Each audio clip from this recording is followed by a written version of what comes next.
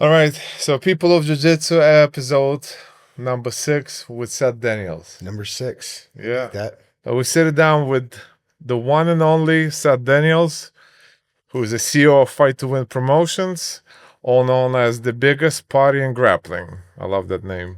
Yeah. And the definition. You're a businessman, you're a matchmaker, an announcer, among many other titles, obviously a family man. You started mixed martial arts at the age of 3, first with Judo, which led to wrestling, and eventually you discovered Jiu-Jitsu. And somewhere in the middle of all of this, you also did MMA. Kind of. Kind of, right? I attempted to do MMA. And finally, you put together an insane amount of events all across the United States. I believe 276 to be exact, which is tomorrow, correct? Yeah. Well, 200, it's more closer to like, if you look at just the jiu-jitsu events alone, like super fight style events, like 290, because we produced the first 3 Who's Number One, 9 Subversives, 3 Battle of the Badges, and a couple ADCC West Coast trials twice and East Coast trials. So it's like around like 290 plus. Yeah. We did before that. I mean, we've hosted hundreds of jiu-jitsu tournaments, open tournaments, and hundreds of MMA shows. So it's like me and Gary were talking about it a few weeks ago. Gary's my, I don't really know what to call him. He's like my everything guy. You know what I mean? He's like, he's been with me since 2008. So I'm not smart enough and too tired to count, but 17 years we've been working together. He said that we've done close to around 600 shows together. Unbelievable. Yeah. So tell me how this all started for you, because I read and seen some videos about your beginnings and how you were a businessman managing a like a gym. Yeah, I believe. 24-hour fit. 24. Oh, Yeah. 24. They have those here? We did have that, I believe. Yeah. You had, 24? you had a Derek Jeter one. I know that. There was a Derek Jeter one in Manhattan.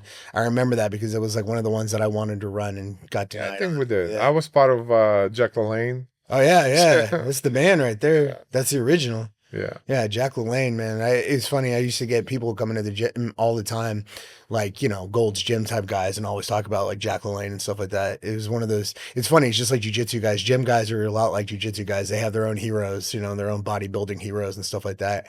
It was a pretty easy transition. You know, I started, you know, I did judo, and then my dad was my coach, and I won a bunch of junior national titles, high school nationals and stuff like that. And then I won high school state championship in wrestling. And then when I was 18, I kind of just like mentally fell apart and kind of went crazy.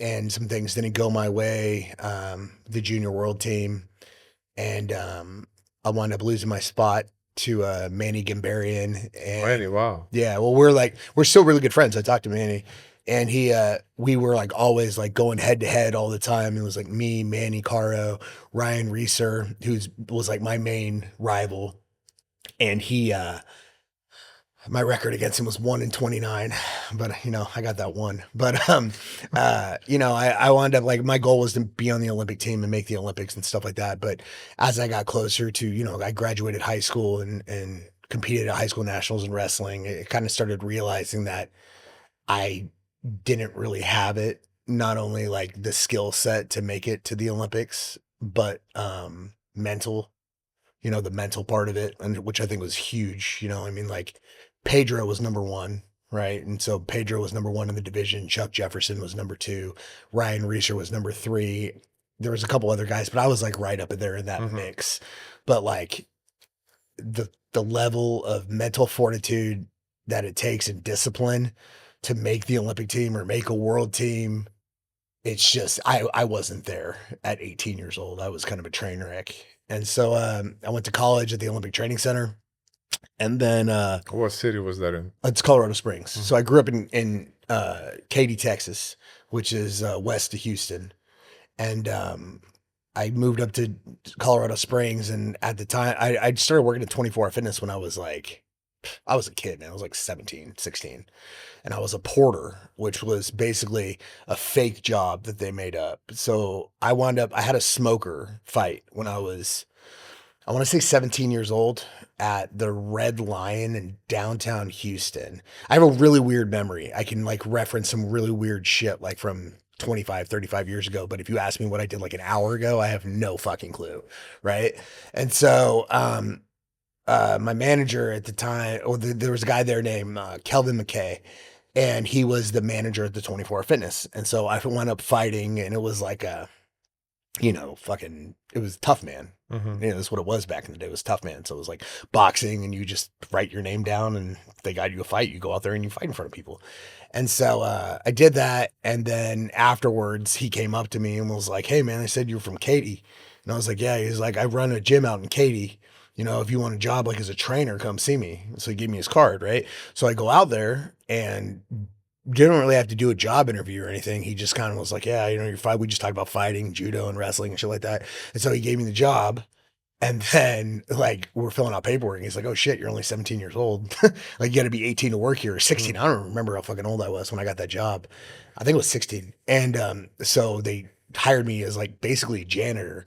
So basically, for a year and a half, I cleaned equipment, wiped down mirrors, put back weights, gave people free workouts, stuff like that. Then when I was 18, I became a personal trainer, and then I was a trainer, and then I moved to Colorado Springs, and I was a trainer there.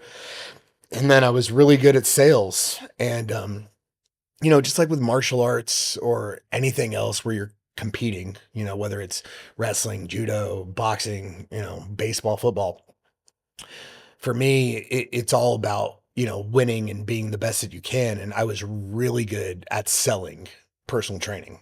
I was really good, like number two in the entire company out of like 50,000 trainers, right? And I was a kid. I was like 19. I didn't even know what the fuck I was doing. Like I don't even, I probably cheated on all of my tests, like to get my certifications. I guarantee you I did, because I don't know any of it. I didn't retain any of it. But, so, so I wound up, doing that. And then I had to kind of make a choice, was like going to go to college, because I had a scholarship to go to college, keep doing judo. And my body started falling apart at 19. I have really bad arthritis. I have really bad hands. And they're like on fire right now because we were just doing loading. And so it's like, I have really bad arthritis. And so, my hands started breaking down, my shoulders broke down, and I had biaxial AC joint surgery. So I had both my shoulders operated on at the exact same time when I was 19. And, after that, it was just like, it's such an easy way to slip from being an athlete into being an addict. And so it was like, we went from, training all that, winning all the nationals and busting my ass in the gym and being a freak to, fucking popping Percocet and smoking weed and hanging out with, I was in college, dude, Yeah. with girls and shit like that. I never experienced that really in Texas, because I was just training all the time. And then I just started working. I got addicted to making money, and so it's like, I got addicted to making money and working at the gym, and wound up switching from being a trainer to a salesperson to a sales manager, then to running multiple locations and stuff like that. And I was just like, I was living a very chaotic, crazy lifestyle at like 21, 22 years old, making like $250,000 a year, but like not being able to pay my bills. You know what I mean? Like, you're making all this money, and Where was the money going? On all the parties? bars, Yeah. trying to buy people's friendships, going to Monarch and spilling all this stuff that's like Market Street, downtown Denver, and you know, taking my whole staff out all the time, having an Escalade, an Impala convertible, an Audi S5 or whatever the hell I had, or Mercedes, like all this stupid shit that doesn't matter, like the chains and watches and just like stupid shit that a 21-year-old kid would do. You know what I mean? Well, a 21-year-old kid making $250,000 a year, right? And so, yeah, I did that for a while, and then, yeah, and then I kind of, had this problem where I don't, I'm trying to figure out how to say this properly. I have a hard time with going along with I don't want to say authority because I have really good relationships with the police and I'm on the board of a police. So it's not, I don't have an issue with authority. I have an issue with, if I believe something and I believe something to be right and I believe it to, and someone tells me, no, that's not right. This is the right way. I just, if I don't believe it, I can't buy into it. Right. And so 24 Hour Fitness sold in 2004. Mark Mastroff, who owns the Sacramento Kings, I believe now, he sold it and he owns all the UFC gyms. And he sold it to this guy named Teddy Forsman for like $3 billion. And they came in and wanted to change everything, wanted to change the way sales were done, wanted to change everything we did that we built the company up. And I just couldn't fucking handle it. I mentally just couldn't, you know, it was like going back to being a kid and being yelled at by my dad and being told, no, this is the way you have to believe. This is how you have to do it now. This is what you have to do. And for me, it was just, I couldn't go along with it. And so during that time, I started looking for what's my next step? What's my next thing I want to do? And during that time, I actually had started, getting tattooed. So I didn't really start getting tattooed till I was like 18. Mm-hmm. And I went to a tattoo shop and the artist, at the time was, the owner was a guy named Mike Nichols and he was on the Ultimate Fighter season 3. And another guy named Josh Ford was there, and I wound up getting set with Josh, and he was a blue belt at the time. I think Mike was a purple belt, and we just started talking about, you know, martial arts, and you know how it is, dude. If you meet some guy at a pizza shop, right, and he comes up to you and he's like, "Yeah, man, like I wrestled in high school. What's the first thing you're gonna do? You're gonna invite him down to the gym because you want to humble him, you want to embarrass him." But these are tattoo artists. Like I'm a 21-year-old kid. I want to be cool. Like these are cool guys. Like these guys are covered in tattoos and they're, you know, they're just rad, you know? And so it's like, I wanted to be like them. And so when they, you know, said to me, like, come down to the gym, I came down and, you know, I tried it. I remember it's so funny looking back at things, with like the first week of training. Cause I remember like vividly walking into the gym, putting on a white belt, you know, and going up to the coach and, you know, is at the gym I was at. I was going to ask you what was the name of the It gym. was Colorado Brazilian Jiu-Jitsu. Mm-hmm. And Dave Ruiz, who was at the time under Higa Machado, and now he's under Hoyler, I believe. I don't know. He moved to San Diego, but he was the coach. And, you know, the rule at that gym at the time was you had to train 20 times before you could go live, which is kind of wild to me, like thinking about it now, because like the gym I train at now, it's like your first day you're going. You know what I mean? It's like you do the beginner class and then you roll and then that's how you learn, you know? I'm not saying one way's right or the other way's right or whatever, you know? But, you know, and so I remember going up to him and I was like, yeah, you know, I was a national champion in judo and I'm a black belt in judo. And Dracolino actually gave me a blue belt when I was like 17 years old, but I just went to class and had like a white belt and a black belt. And I was like, I don't know which one to wear. You know what I mean? And he was like, well, what rank are you in judo? I'm like, I'm a black belt. He's like, we're a blue belt. And so I was like, so I told him, he's like, okay, well, you can jump in. So I jump in and I just start hitting people with Sankaku like nonstop, like the judo one, top side, you know, throw in the hook and then roll them. And it was so easy. And I was like, oh man, sport's joke. I can kill these guys. None of them know how to do throws. None of them how to do that because I was going with white belts and blue belts. And then Robert Wunderlich shows up and he's a purple belt. And I got humbled pretty hard that day. And I remember like being a spastic white belt. Like I was on pretty good amount of steroids at the time. You know, and I was 21 years old, you know, I was popping a bunch of juice and, you know, going hard as hell, trying to submit this huge 240-pound purple belt and just getting, you know, destroyed. I remember I couldn't walk like the next day. I was broken. It was everything hurt. And this is a beginner class. So like, that's the kind of life I was living where I was partying all the time, you know, eating Percocet every night to go to sleep. You know, drinking 8 amps a day to get through the day at work, to make 500 phone calls a day and then go and train. And I was so hurt. And then the next week I'd go back and it got easier and easier and easier. And then I remember I had like a pretty big defining moment in there. And this is before I even competed. There was this one night where me and some of my friends who are funny enough now are also black belts in jiu-jitsu, but we were out at the bar and we were doing a bunch of ecstasy. And all I remember was I showed up at the gym because it was Saturday morning and I was wearing a yellow polo shirt that I got from Express with a popped collar. And I remember going in and I was like rolling super hard. And I mean, and by rolling, I mean taking ecstasy, Yeah. like not like doing jujitsu. And I remember the coach, I walked up to Dave and I was like, bro, like, Correction there. yeah, I just want to make sure that it's clear. And so I walked up to Dave and he's like, what's wrong with you? I was like, what do you mean? He's like, well, you're fucking wearing a polo shirt underneath your gi. Like, what the fuck are you doing, bro? And I was like, oh man, I was like flipping biscuits all night. We were at the club till like 5 a.m. And then like, I was at this chick's house and then like I just woke up and just rushed over here. And he's like, but like, you're literally wearing like slacks underneath your jujitsu stuff. And like, he's like, you know what? Fuck it, whatever. And so they like Shark Tanked me and they just like put me in the middle and like I just got mauled, bro, by like everyone. White belts, blue belts, but it didn't matter because I was like coming down off of X.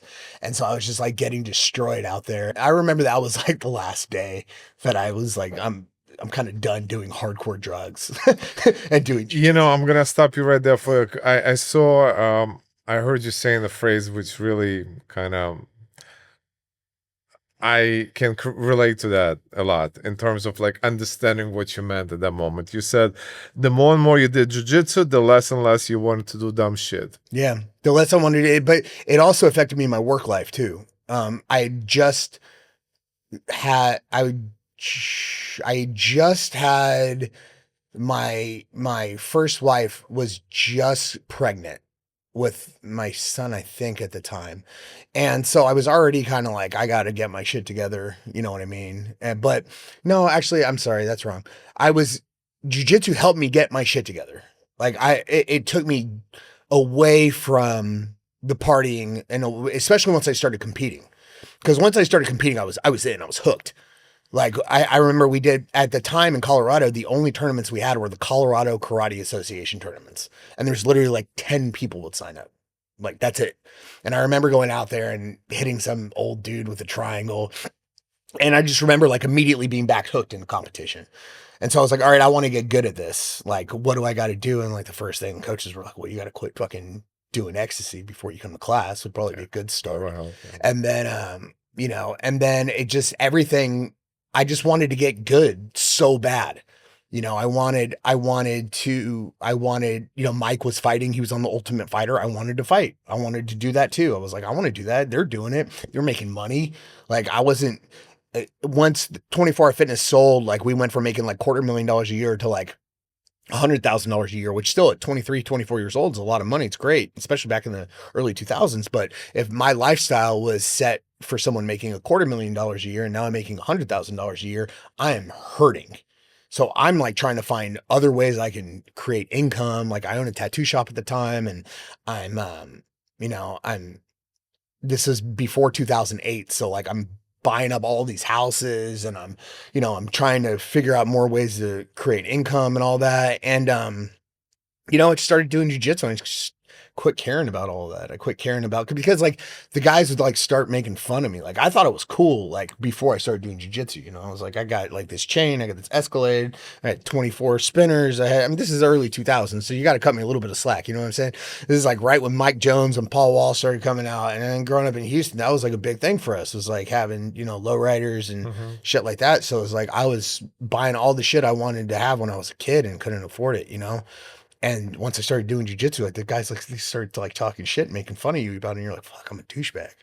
You know what I mean? Like I was a huge douchebag. And most people probably say I still am now, but back then, especially when it came to money, it was bad, And so I bought all these houses and then the real estate thing happened in 2008 and I lost everything and had to file bankruptcy and all the friends I had during that time vanish. They're all gone. And the job that I loved so much, I'm not doing good at anymore. And it's changed so much. I'm not really into it. And I wind up getting fired from 24 Hour Fitness. And I had 2 kids at the time. And I really hadn't thought of like what my next step is because I always thought I'd work there. I thought I would, I started as a janitor. I thought I'd be the president of the company. I never ever foresaw myself doing anything else than working at that company. I loved it. I was Seth from 24 Hour Fitness. I could call you right now and give you the phone call. It'd be like this. It'd be like, hey, Mike, this is Seth over at 24 Hour Fitness. I just want to confirm our appointment at 3 o'clock. Can't wait to have you come down here and looking forward to helping you get to your goals. If you have any questions, give me a call back at 303-699-2400. This is Seth, once again, 24 Hour Fitness. I left that fucking voicemail 100,000 times. And that was me. That was just who I was. You call my phone. That's what it said. Hey, this is Seth from 24 Hour Fitness. Send me a text message or give me a call and I'll get right back to you as soon as possible. That was just who I was, and I hit that fork in the road and it was like, I got to become somebody else. I got to do something else. And I really didn't know what to do. And luckily my wife at the time was a waitress and she was making really good money at the time. And so we were able to like get through everything. And then, but I wound up having to file bankruptcy. I lost everything. Like I was saying, I lost all my friends. I mean, looking back at it now, like, were they really friends or were they just people that are taking advantage of you when you're going out to bars and clubs and stuff like that? And, tag-alongs, scrubs. Well, with the money though, is like, once I lost everything, I had this tattoo on my leg. It's a quote from Fight Club. It's only after we've lost everything that we're free to do anything. Right. And so at the time it was like, well, I just lost all my money. Right. I lost all my houses. I just lost my job. What do I have left? And the only thing I really had left was, at least people wise in my life, were my kids and the friends I made at jiu-jitsu, because friends at jiu-jitsu don't give a fuck if you're a millionaire. They don't care if you're a criminal. They don't care if you're a doctor. They're there to, like, we do jiu-jitsu together. That's it. It's the end of the story. Mhm. You know what I mean? Like, sure, we might hang out once in a while afterwards and stuff, but the common thing that we all have together, regardless if you're Armenian, Russian, black, white, Jewish, it doesn't matter. You do jiu-jitsu. That becomes your defining characteristic, right? As a jiu-jitsu athlete. And I chose to like dive into that life. And so I started doing MMA and I was really bad at it. I think a lot of it, I even saw sports psychologists. Like I went through the whole gamut because it was so odd for me to be so bad at a martial art, because I was not like I have a son that's going to go play college football. I have another one that's wrestling that's doing really well. And he's a blue belt in jiu-jitsu. I have another one that plays guitar and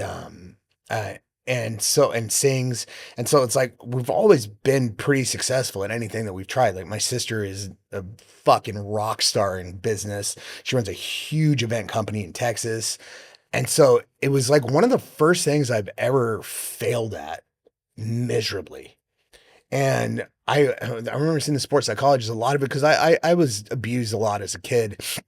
And so I don't know if it was like not wanting to hit back or getting hit and like shelling up and all that stuff.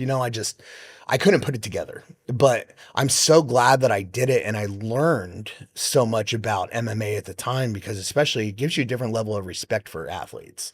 Like you see most promoters, especially MMA promoters, like ain't none of them ever been in a fight. I mean, Ray Sefo, yeah, obviously he fought, I don't think Dana White's ever been in a cage fight. I don't think, I don't know if any of them have, to be honest with you. They're usually just business guys.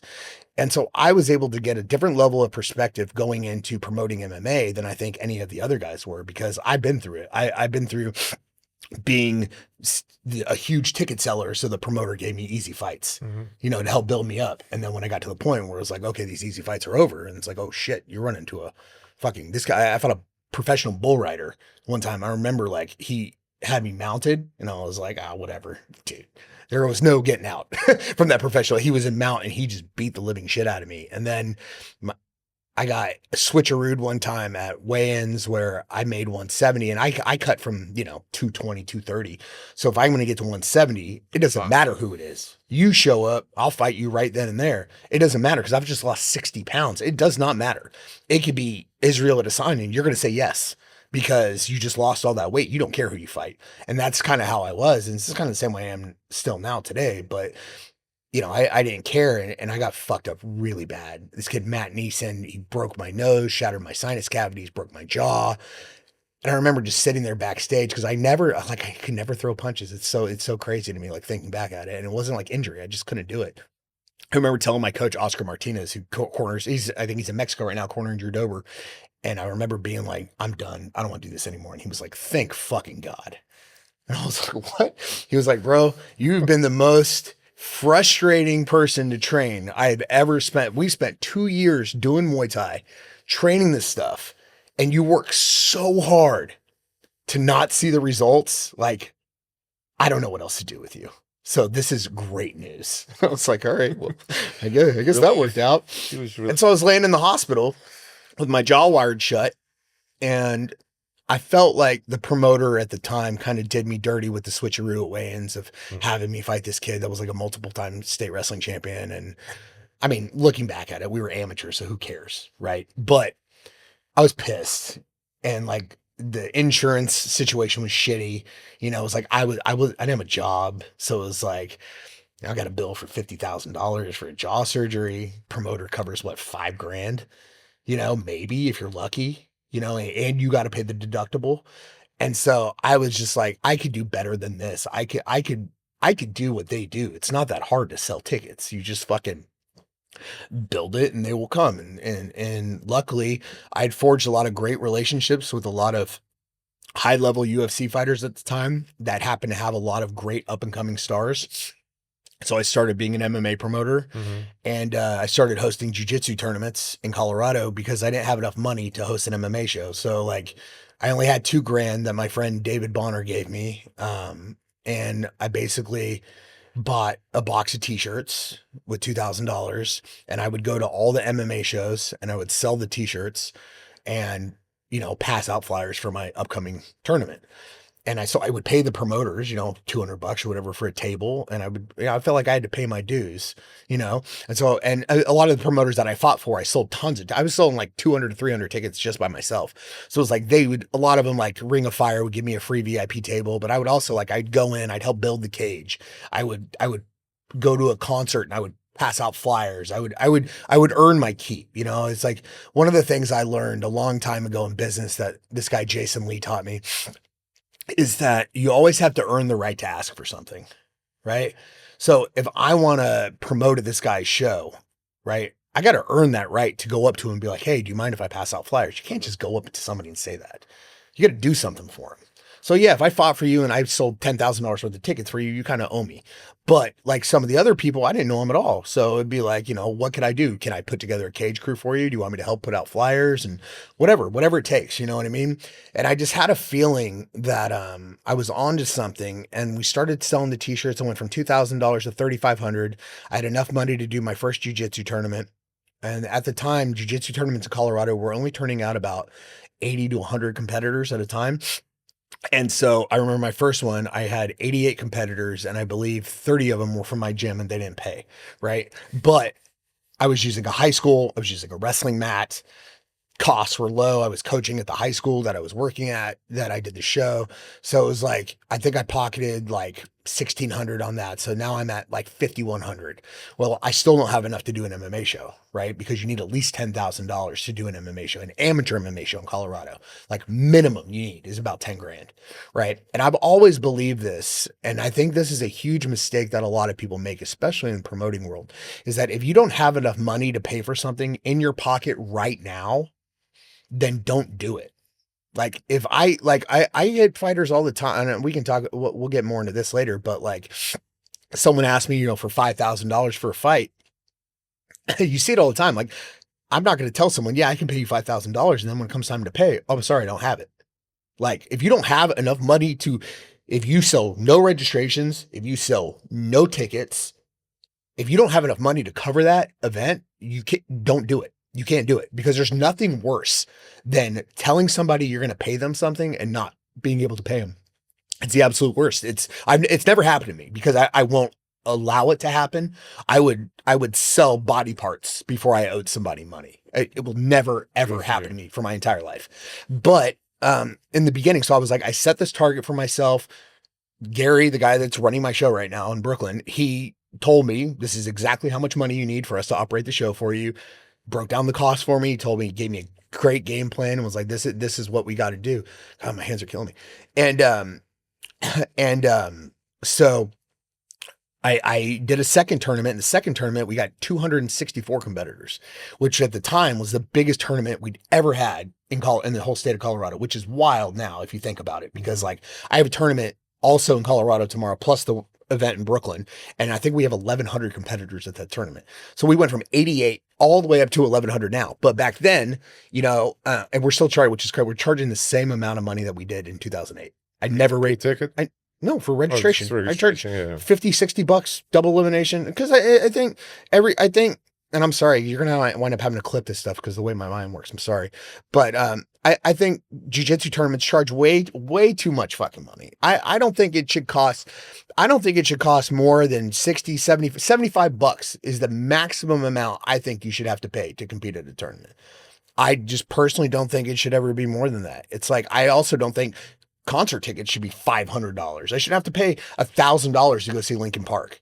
Like, it's ridiculous, And I feel like a lot of promoters gouge people when it comes to pricing on tournaments and events. And it was just something I never wanted to do. I wanted to keep, have enough to make it worth my time, but like not trying to get rich off of it, And so we did pretty good on that one. And now I had like $12,000. So I had enough to do an MMA show. One MMA show turned into 100. The tournament turned into another 200 tournaments. And then I started doing all these MMA shows. I started doing all these concerts. I started including concerts into my MMA shows. And then I had a really bad experience with this piece of shit fighter in Colorado. And it ruined MMA for me. I hated this guy, still fucking hate him to this day. He's a stupid fat piece of shit that beat up his wife and had to go to jail for it. And I fucking hate this guy. And he screwed me over really bad and just put this horrible taste in my mouth. And unfortunately, I feel like it ruined, because I was a good MMA promoter. Like we did good. Like I had shows where I paid out over $100,000 in purses to MMA guys. Like I was on to something good, but like it's so crazy how like one little bad thing or one bad personal interaction can completely ruin something for you. And so it ruined it for me. And at the time I'd spent like $500,000 buying concert equipment and cages and trucks and trailers and all that. So it became a point like, what do I do next? So I got to another point where it's like, okay, time for a new step, a new life. What am I going to do now? And that's how Fight to Win, the Super Fight series, was created. Mm-hmm. So sorry, I know I talked. No. This is all great. And this is all important information, especially for those people that don't know what Fight to Win is. And I didn't know half of this stuff. So yeah. I'm learning as we go. What do you think separates a great event from mediocre one? And also, how do you choose your athletes? Or they just sign up for competition? Well, I mean, if you're talking about like how things are now versus how things were 10 years ago, it's a completely different world. 10 years ago, we were the first super fight company like that there was. Yeah. I mean, there was Metamoris. Like Metamoris, when they went out there, they had a great product. I don't care what anybody says. I watched it. You watched it. If you were doing jiu-jitsu in 2014 or 13 and you didn't watch Eddie Bravo versus Royler Gracie 2, like what the fuck were you doing? Yeah. It was amazing. That was a great stage. It was great. It was, and I'm actually, me and Halleck, like we get along. Like I've met with him. I don't really want to say anything negative about the guy because I like him personally. He was a lot like Billy McFarland from Fire Festival. He had a great idea and he did not have the business acumen to pull it off. And he, unfortunately, was taken advantage of by a lot of people in the beginning because he didn't know what he was doing, And so at Metamoris, by the time he did Metamoris 3, and I might be off on some of these dates, but I remember he got to a point where the money wasn't there anymore because the guy, Robert Zepps, was funding it, I believe, quit fund. I'm not 100% positive, so I might be wrong on some of this, but quit wanting to fund it because the events were losing so much money, right? So it's like, okay, well, he's doing 6 super fights with some huge names. He's paying out hundreds of thousands of dollars per event, right? And I mean, the Eddie, I mean, there were a couple of great Metamoris matches, but I mean, you got, Cyborg and Brendan Schaub, I shouldn't say that way. I should say Brendan Schaub and Cyborg because Brendan really made that match horrible. But there were things about the event as an MMA promoter looking at it from the outside in. I was like, this isn't going to work. It's not possible. One, it's boring to an outside person, right? It's not exciting. There's draws, which is a huge problem. It's like a participation trophy. Like I can't I mean, you saw how what's his name Tank was when he lost that match went to a draw. It is the worst feeling in the world. I would rather lose than have a draw, especially if you know you lost. If you got worked for 8 minutes, but you just didn't get submitted and you get your arm raised, like, come on, that's embarrassing, But the main problem was Halleck did not know how to run a business. And he tried really hard. And no matter what people want to say about that guy, and I know he screwed over a lot of people out of a lot of money because he didn't have it, but it was never his intention to do that, So when I met with him, he like wanted me to buy Metamoris and shit like that. And I was like, bro, like that's not going to happen. But, so I saw it and I was like, I remember I was sitting on the couch with my wife at the time and I was like, I think that I could make jujitsu exciting enough for people to actually pay to attend. And she was like, well, how would you do that? And I was like, if we take the MMA model, the regional MMA model, right? And you put really good fighters that you pay at the end, right? And then stack the rest of the card with locals and people that can move tickets and sell tickets, we can cover all the costs and all that stuff. And if we increase production, make a rule set that's kill or be killed, then it'll be more enticing and more exciting for people to watch. And I think people might actually want to come and watch a show. Because at the time, the only jiu-jitsu watching experience I'd ever had was, going to a local tournament, going to Grappler's Quest, going to my own tournaments, going to IBJJF, and it's a shitty experience. IBJJF's gotten way better than it used to be 20 years ago. I mean, they always had great competition, but like as a viewer, what about Polaris? When did Polaris exist? I don't know about what Polaris did, but my show's it's still different. It was still different than everybody else because all I did was incorporate the regional MMA model into a jiu-jitsu thing. And then I just said, go. And we just went. And it was just, I remember at Fight to Win 1, which is crazy. It was 10 years ago. It was November 14th, 2015. I remember talking to the fighters right before and telling them, watch what happens after tonight. I was like, after tonight, people are going to be copying what we're doing here all over the United States. In every single market, there's going to be an event copying what we did here tonight. Because what we're going to do here tonight is put on a show. We're going to get great B-roll from the crowd. We're going to see people drinking beer, enjoying it, watching jiu-jitsu, and it's going to take off. I didn't know at the time that I was going to be the one that was doing the shows all over the country.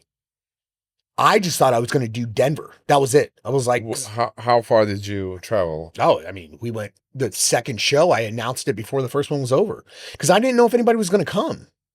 I thought, I sell $10 tickets for jiu-jitsu tournaments. I was like, I got to sell these tickets for, I think it was like 30 to 60 at the time. And now I'm like, 40 to 60.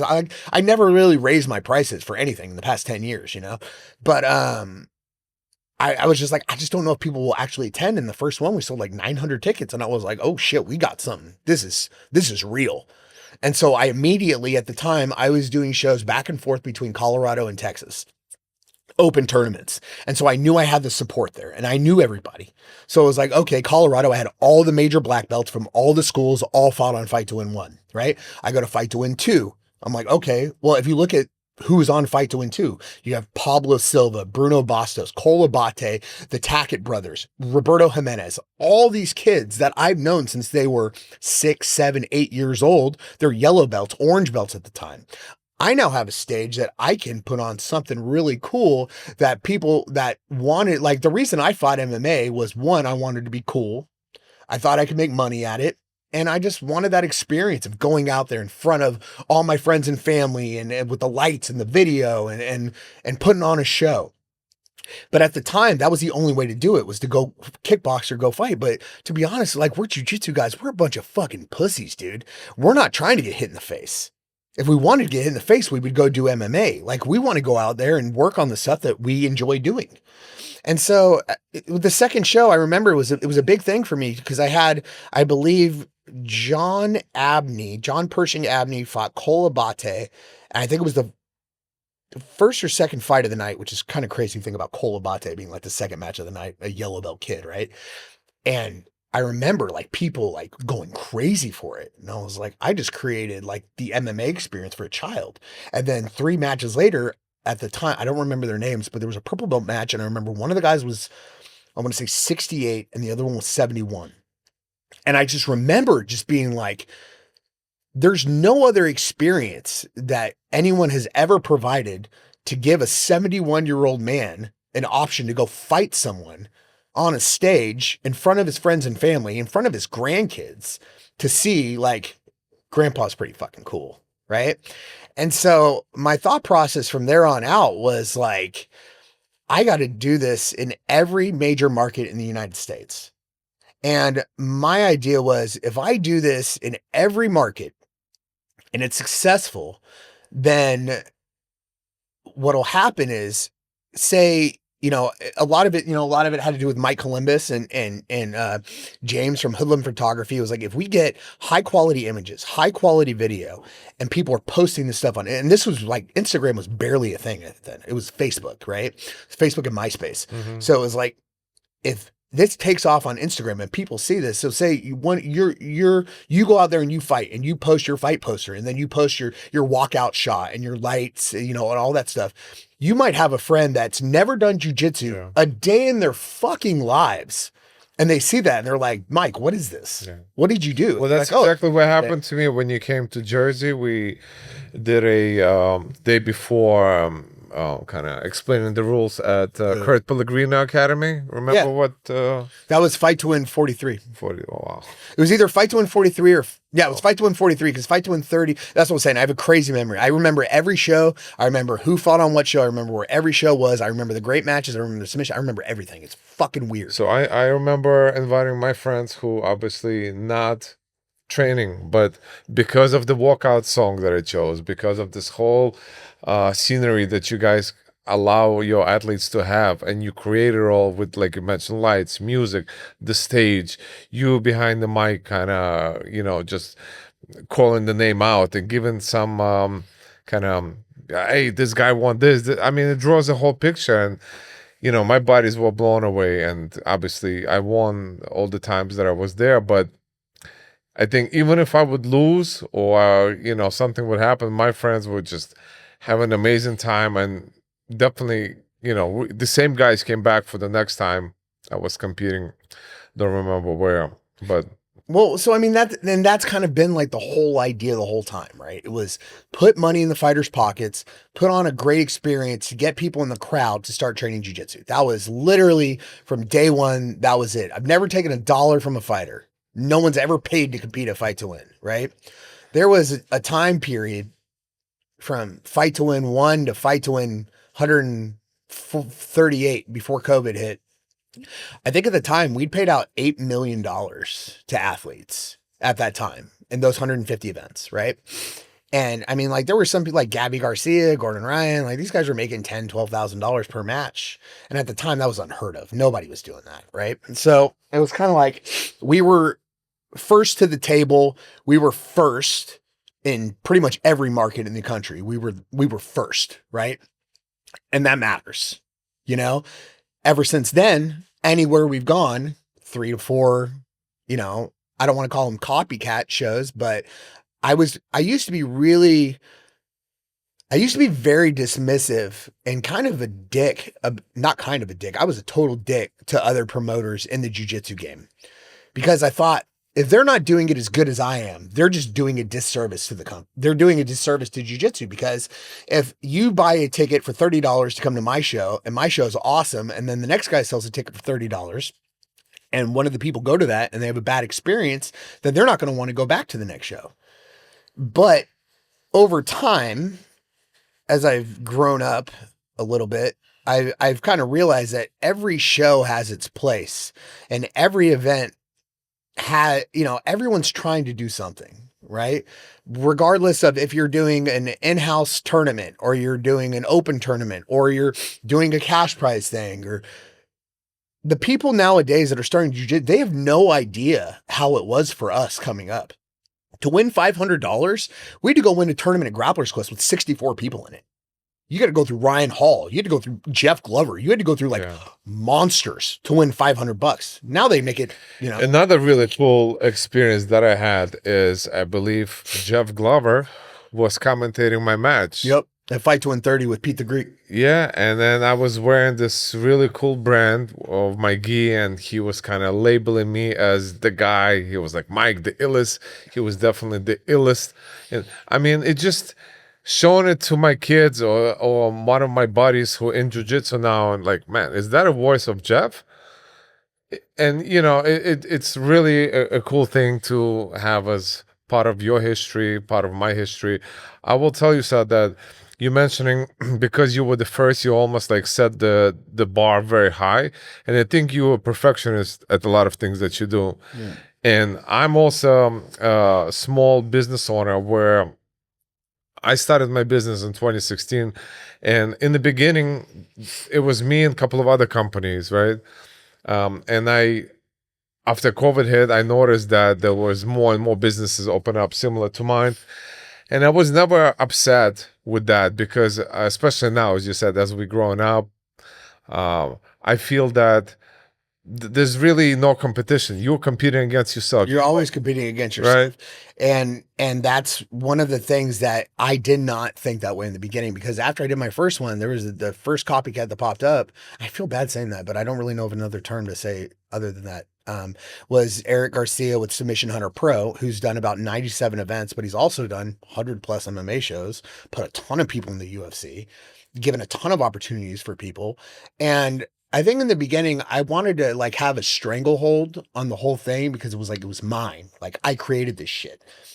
I'm the first one to put on these super fights. I'm the one that got these guys to do this. I'm the one that do this. And that's like how my head was, and I was just like, finally, I got something that I'm the best at. Right. And, I got really, really territorial over everything. And then I honestly, it was kind of that way until COVID, to be honest with you. Like, I started fights with every promoter. Ryan McGuire from Third Coast Grappling, Eric Garcia from Submission Hunter Pro. I love Eddie Bravo, so I've never had an issue with Eddie. Eddie's like one of my favorite people. I just was kind of one of those like salty people, I think there's plenty of people for businesses and especially athletes to go around for everybody. And I think it would be smart of us to allow people, athletes themselves, to choose where they want to be, where they want. Absolutely. But in the beginning, I was so childish because I wanted it so bad for myself because it was making a lot of money and we were paying out a lot of money, over $1.5 million a year. 1 year, I think we hit 1.8 million that we're paying out to athletes, which is insane. Right. And I was just so proud of the work that we were doing. Yeah. And I was just like, I hated every other promoter. And because I was just like, oh, you're just ripping off my idea and doing a cheaper version. I'd talk shit about them, or I'd tell people, you can't compete on this show if you want to do mine. And I don't mind saying that I did this stuff now, because I look back at it now, especially like COVID, like changed my life completely. A lot of people don't even know like what actually happened during COVID and why Fight to Win changed to what it is now. But, I believe that from Fight to Win 1 to 138, we were the number one best professional, if you want to call it that, style. I call it super fight. That's like the term I like to use. Just one match at a time, production. That's just, I never wanted to use the term professional just because like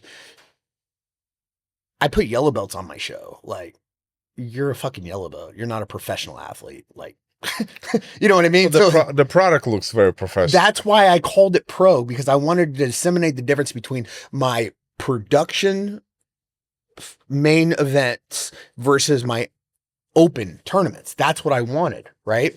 So I wanted to have something different so people would know this is Fight to Win Pro. But I started getting in trouble with boxing commissions because they were like, "Oh, you got all these pro athletes. You got it." So I wound up going to court in Louisiana. I went to court in Ohio. We went to court in Pennsylvania. Just dealt with where am I? Brooklyn. I dealt with New York City last night. And so I dropped the name pro off of it so I didn't have to deal with that anymore. And then we were just killing it for forever through Fight to Win 138. We were, every show we had at least 3 to 4 huge names on. If you look at like who's out there now, I think it's funny enough. I probably would say Craig Jones is probably the only huge name athlete that never did Fight to Win. So, it's funny in hindsight, because of what happened between me and Craig, but it was never anything personal that I never had him. It just never worked out. Like I always wanted him on the show. He was perfect for the show. It just didn't work out. And it's just funny saying that now, looking at what just happened. But, so during COVID, unless you want to talk about anything before that, I think people are going to be pretty interested to hear about like what actually happened. Yeah, please go ahead. Okay. So, during COVID or before COVID, it was kind of, I was competing with a lot of different promotions for athletes. Basically it turned into MMA all over again. You're fighting with the promotion down the street. That guy's going to pay you $8,000. I'll pay you $9,000. And the athletes were benefiting greatly from this, from my ego, Ryan McGuire's ego, Eric Garcia's ego. I'm trying to think of some of the other people. Kasai. God, they had a great show. They did. It was good. It was a great show, man. But the same thing. I was there. Burning money, but I mean, there was a few of them out there where I thought these guys are good. Like these guys are legit. This is a strong competition. And then Flow Grappling came to me and wanted to create Who's Number One. And we created that together. And, we did the first one in California together, and that fight card, that was, God, what an experience that was. The first Who's Number One. I don't know if you remember it, but we put that on at the Hangar in Orange County, and we had Victor Hugo fight Nicholas Marigali and Keaton Cornelius fight Roberto Jimenez. And the undercard, you should look it up. It is fucking madness.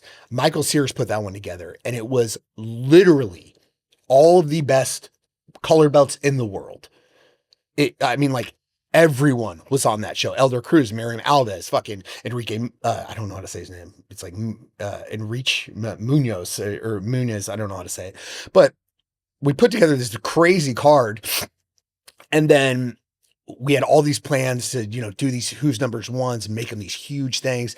And then COVID happened, and it seems like it was just yesterday, but it was almost 5 years ago to the date that all the events got shut down. And that was kind of where I feel like I lost a ton of myself during that time. I relapsed pretty hard into partying and girls and all kinds of horrible shit. And, my team kind of split in the middle because I had to let some people go. And,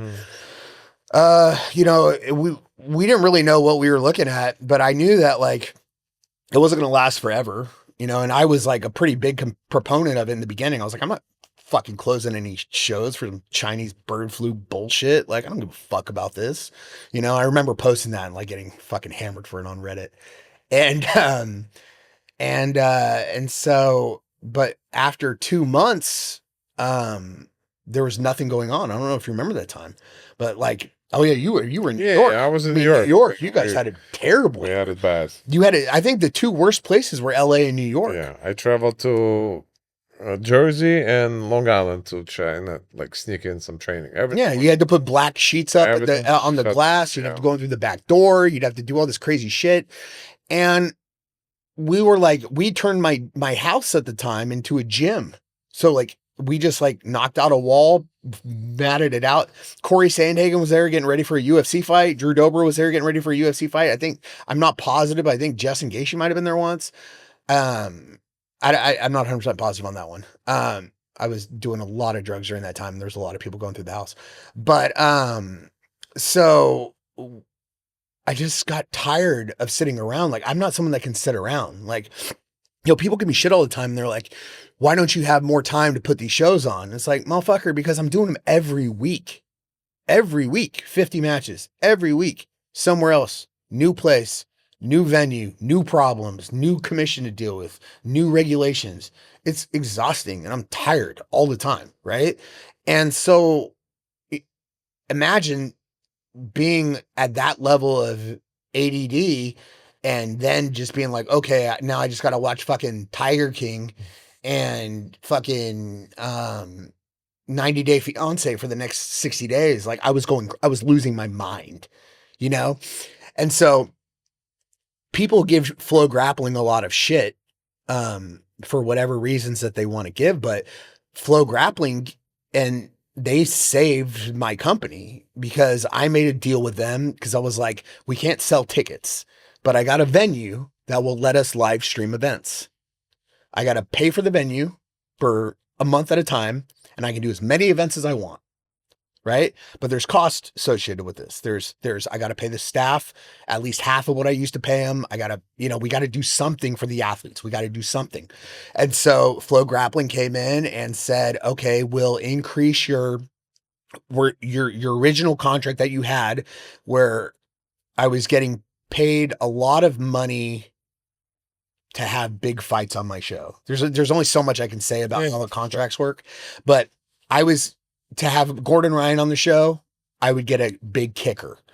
To get, Lucas Barbosa, Gabby Garcia, Fiona Davies, like the Rotolo brothers, stuff like that. When I was actually on the same card with Lucas against Gordon, right? Yeah, that was fight to win 30 at Tom versus Rico, yeah. Central Regional High School in Tom River.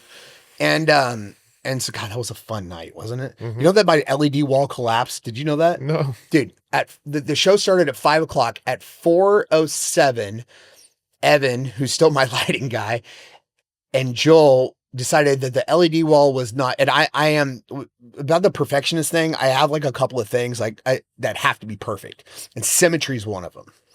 Right. And so it's like the video wall has to be completely centered. The ring has to be completely centered. The lights have to be completely centered. I don't know what it is. I don't know why I'm like this. I just I have issues with, and I think I got it from Evan, to be honest with you, because Evan, my lighting guy, is like, and Gary and Natalie, they're all like about symmetry. Like it has to be a certain way. And it was off by 6 inches. And so they decided to move it. Well, when they decided to move it, they didn't brace it properly. And a brand new $60,000 LED wall crashed onto the floor at that high school on top of a bunch of my staff, including my Gary, who's over 60 years old. And it completely broke. I lost 14 pieces of the LED wall, and we rebuilt it from 4:06 to when we had to delay the doors to 5 o'clock. And then, so it took me 54 minutes to rebuild that thing from scratch, build it up, but make it smaller, because it's smaller now because the pieces are broken and they don't work. And that was a wild thing. And then literally like fucking 6 shows later, we were in Atlanta and got robbed, and it was just like, I had a string of bad luck. Then I went on Shark Tank, and that's a whole nother story. But yeah, so I went on Shark Tank. I had like all this crazy shit happen at that time period. I don't know why, it just made me think of that. But I forgot what I was talking about. I completely lost my train of thought. You were talking about Flow, and you get names on your card. Right. So Flow, they said, your original contract, we're just going to void it because we have no idea what's going to happen in the future. But here's what we'll do. We're going to manage the fighters that you book on the show and what you pay them, the big athletes. And then you fill it, the undercard, with what you can. Ricardo manages the big names. And that's why during COVID, I think we had fight to win 140 through fight to win 155, plus who's number 1, 2, and who's number 1, 3. We put on some of the best shows we've ever done in our lives. And a lot of it had nobody there. No one was in the crowd, and it was so weird and horrible. And I fucking hated it. But it was so important to me to get something going again, because I knew, just like when we started the super fight scene, if we started it and we blazed the trail, other people would come in behind us. And sure enough, as soon as we started doing them, then IBJJF started doing them. Third Coast Grappling started doing them. Submission Hunter Pro started doing them. People started doing them in Texas, in Florida. And we got stuff going. It was so crazy too, because I remember I had people flying in every weekend from all over the country just to compete. Paying, well, I mean, flights were like $30 at the time, but still, like, their own flights, not getting paid to compete, traveling across the country, getting their own hotel rooms because there was nowhere else.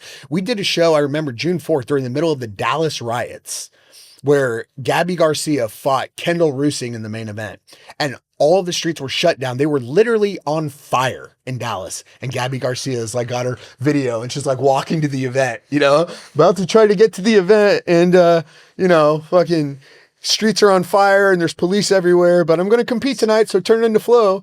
And so we did like 4 or 5 events when no one was there. And we were hemorrhaging quite a bit of money to make it happen, because, I didn't think that the lockdown was going to last as long as it was. So we would start, and they were like, okay, we'll do 10 people allowed in the room at first. Next week, we'll try 50, then we'll do 100, and we'll keep pushing it and see how far we can push the city. Well, the city was slapping us with $5,000 fines every single week that we were doing events. So we're getting slapped. I didn't pay any of them, but they're slapping us with these fines. And then eventually we got to a point in Dallas where they're like, get the fuck out. Leave. You have to leave. And so we're like, all right, what's the next city that's going to let us fucking do this? They're like, well, I booked a venue in Austin. They didn't have my money to give it back to me at the Fairmont because they went through COVID too, and they didn't have my 20 grand to give me back. So I was like, all right, well, just give me the venue for a month and I'm going to do the same thing. Went to Austin, did a bunch of shows, got kicked out. Went back to Dallas, got kicked out. Went back to Austin, got kicked out. And because it was rotating every week. It would be like, okay, you have 200 people this week. Then you're like, oh, fuck yeah. So we sell 200 tickets. And then 3 days before, there's an outbreak and they shut down the city. You're like, sorry, show's canceled. And you're like, fuck, everyone's here. I paid for all this stuff. And so it's like, very quickly, my money started like, I kind of lost everything that I'd built up over the first 7 years, or no, 5 years, just trying to keep things going. And then we got kicked out. We moved to Philly, got kicked out of Philly, moved to Orlando, got kicked out of Orlando, went to Miami, got kicked out of Miami, went back to Dallas, got kicked out of Dallas, went back to Miami, got kicked out of Miami, went back to Dallas, stayed in Dallas. And then Flow Grappling had decided, basically because I was acting like a fucking child, that they didn't want to work with me anymore. So we created Who's Number One together, but they basically were just like, the fuck out. And they were absolutely right to do it. Honestly, like, I was out of my mind. We were having crazy parties, like after all the shows. Me and my staff were completely uncontrollable. We were living in penthouse hotel rooms, like in Austin, because it was like fucking, they were like $60 a night because like nobody was going anywhere. Right. And so we were kind of out of our mind, and we were just like, thought we were the shit. And like, we were really rude to the staff at Flow. And I started getting this huge battle with Flow Grappling about like, well, you're doing these shows and you're putting on all these huge names and stuff. And they're like, yeah, and you can go fucking sink or swim on your own now. Like, because of the way I acted, and the way, not just me, but my whole staff, we were out of control. And so that lasted till about the end of 2021.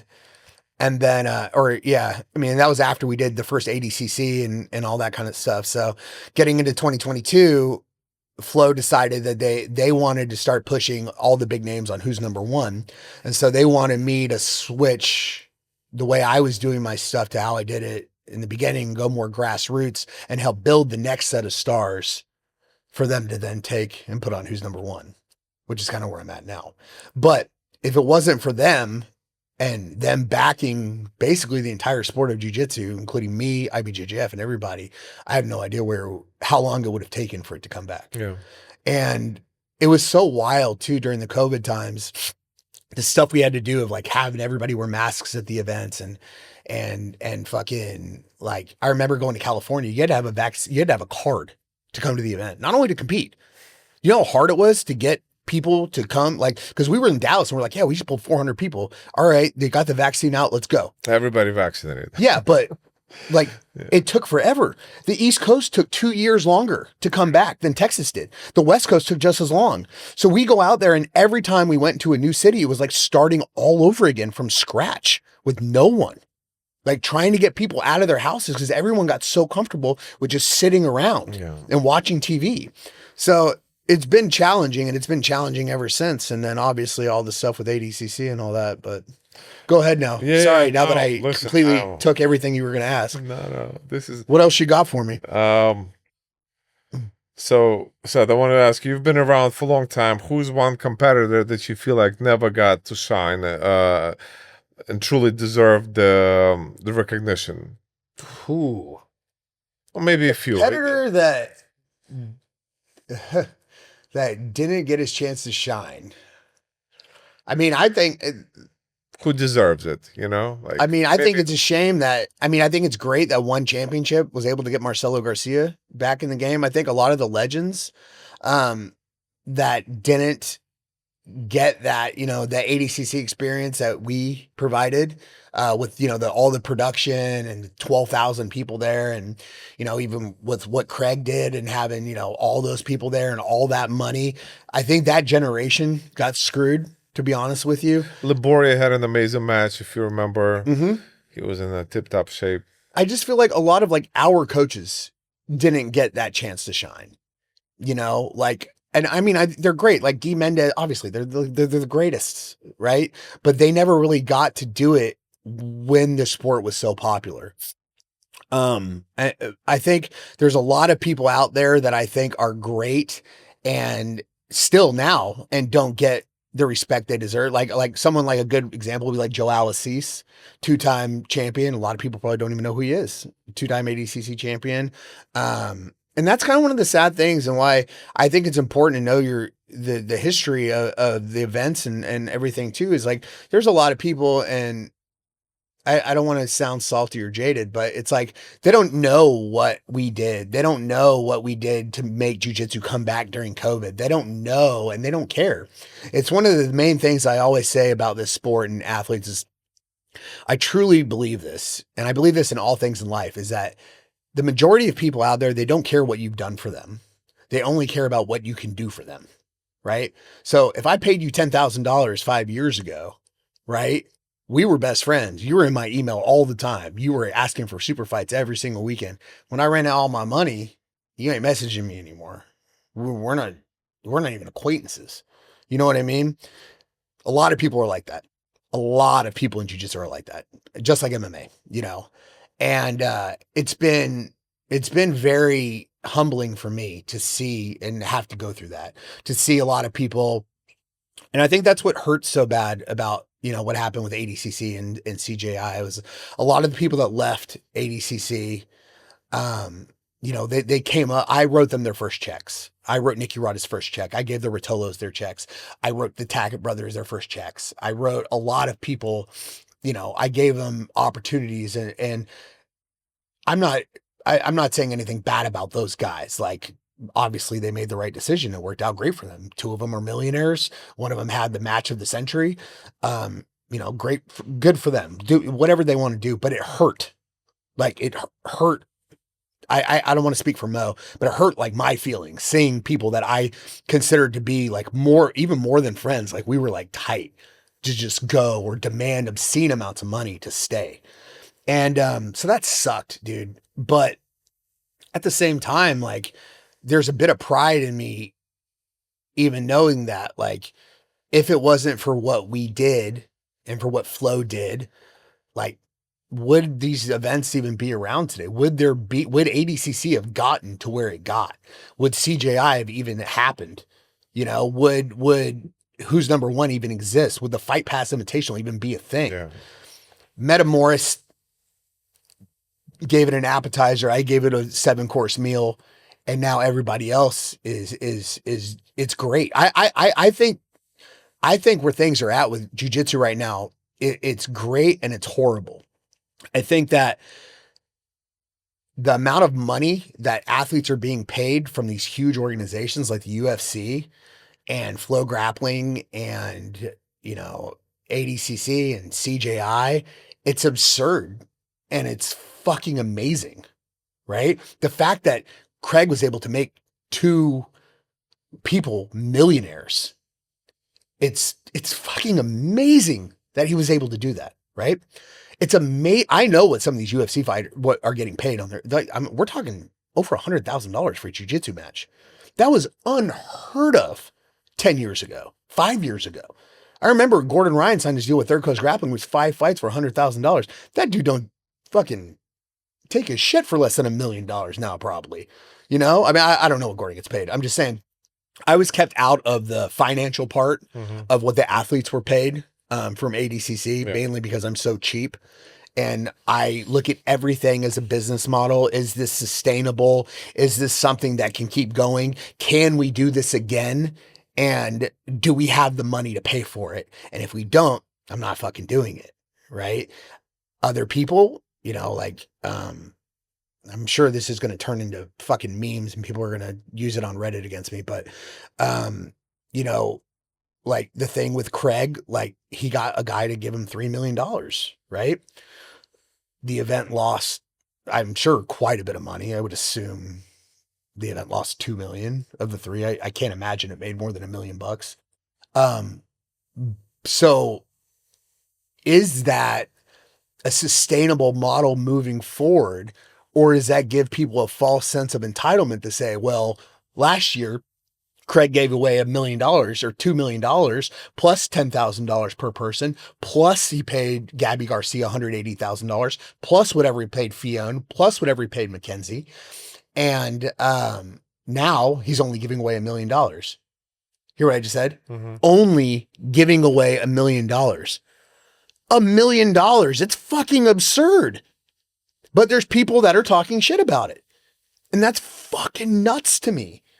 And I think that is a problem. And I think that the UFC is creating that problem as well with paying people absurd amounts of money, not seeing that go. I just don't foresee this stuff going long term. I really hope it does because I'm happy with what we're doing. I'm very content with Fight to Win being a regional show, giving new people their chance to get out there. I'm happy with all the other pro promotions, AIGA, fucking all that shit. It's great. Keep pouring the money in. I just don't want to see it stop. And that's like one thing that I'm worried about with the current status of jiu-jitsu right now. I don't know how we got onto this. And just to be clear, I'm not talking shit about Craig. I just want everybody to know that. I'm giving him mad props for what he did. No, you've been giving props to everybody. Just want to be clear about that. Here's my props to Seth, you know, and we talked about this before. I witnessed it myself, and we literally talked about an event that's coming up very soon.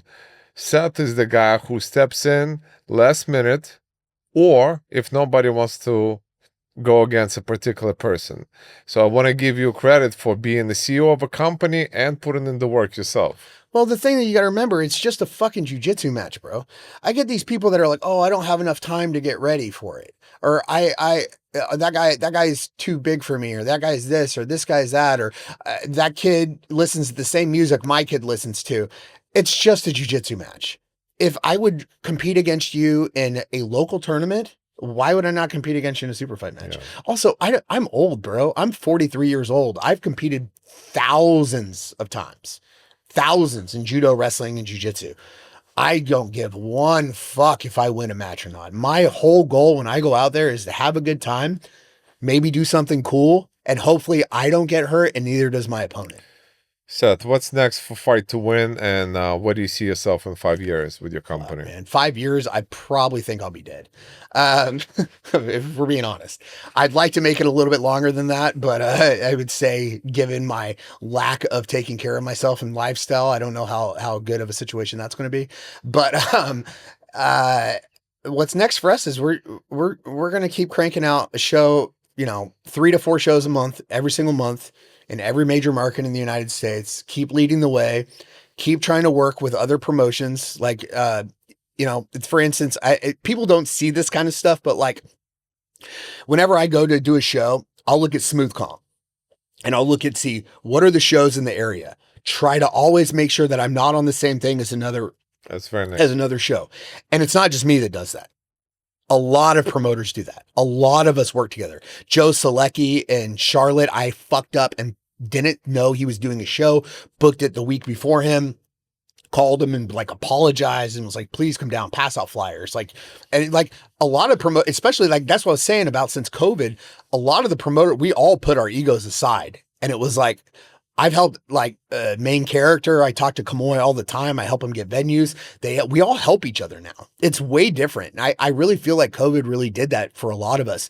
It humbled us. It made us broke, and it made us have to be able to work with each other. And so I'm just going to continue to do my thing and do the absolute best that I can and try to be positive and not bring out negativity, because I'm bipolar and I have pretty bad depression. And so sometimes I slip into pretty bad shit to where like I can't move, I can't think, I can't do anything. Like I'm really heavily medicated. And so sometimes it can get pretty dark in my world, you know? And so I'm just trying my best to stay positive and do the best I can for my family. And, watch my kids fucking play sports in college and watch my youngest be a rock star and, support, everybody, man. Just support my girl and support everything and everyone that I can, while I try to do my best. I support you too, sir. Thanks, brother. Thank you for what you do. I appreciate it. But I mean, that's like kind of where I'm at now. It's like, I'm not fucking Mother Teresa or some shit. Oh, that sounded bad. I'm not Mother Teresa or anything, but please replace the fucking part. But, I just want to do good, and I want to put on the best events that I possibly can. And I just want to keep surviving. I want to keep doing this. I don't want to have to stop and go get a real job. I just want to keep doing what I'm doing. We don't make very much money, barely any anymore, but we make enough to be able to pay the bills. And that's like literally, it's so funny too, because like I was at the point, I look back at my life 20 years ago and it was like, I had like 6 cars. Now I don't even have one. It's a pleasure to love what you do and do what you love, right? Yeah, for sure. Seth, look at this wall. You know any of these guys or girls? All right. Well, you got Mike Columbus. He was a Fight to Win photographer for a very Best long photographer, time. Mikey. Yeah, great friend of mine. That's Christina Barland. She fought at Fight to Win, let's see, 23, 56, 57, Insane. and a bunch of other ones. Kurt Osiander actually changed my entire company model at Fight to Win 8. What is your motto, by the way?